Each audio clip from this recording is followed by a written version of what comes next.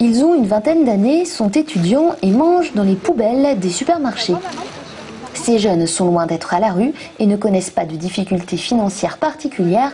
Ils sont freegans, ce qui veut dire nourriture libre. Le freeganisme est un mouvement de contestation.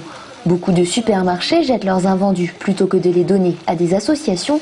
Résultat, des poubelles pleines de produits encore consommables. Les freegans récupèrent donc en abondance légumes, produits laitiers et viande. J'adore ça. Un produit qui est... Enfin, de la nourriture qui est produite, c'est quand même des intrants, c'est quand même des pesticides. C'est des transports pour aller chez le marchand ou aller à l'usine de traitement, après être produite et être transformée. Tout ça, ça produit comme de la pollution.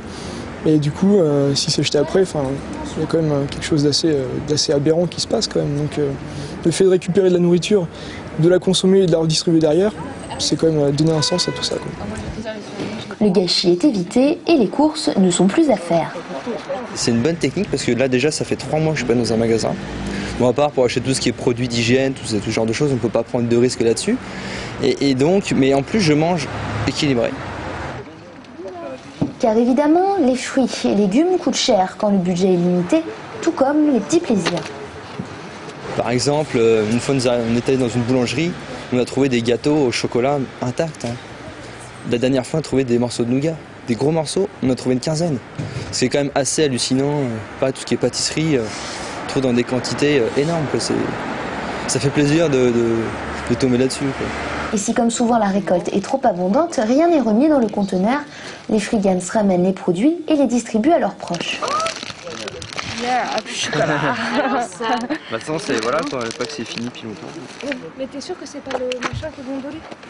Le freeganisme n'a pourtant pas que des avantages. Fouiller les poubelles n'a rien d'agréable et il faut parfois prendre quelques risques avec la nourriture et sa santé.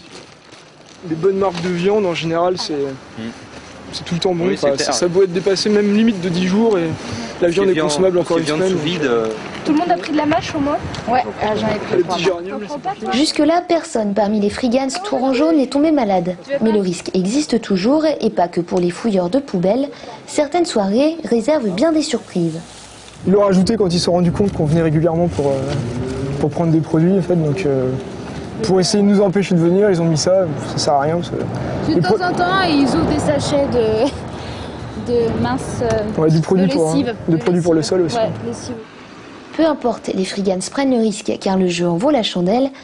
Et c'est chargé de leurs courses de la semaine qu'ils repartent en vélo car les freegans sont aussi des écolos.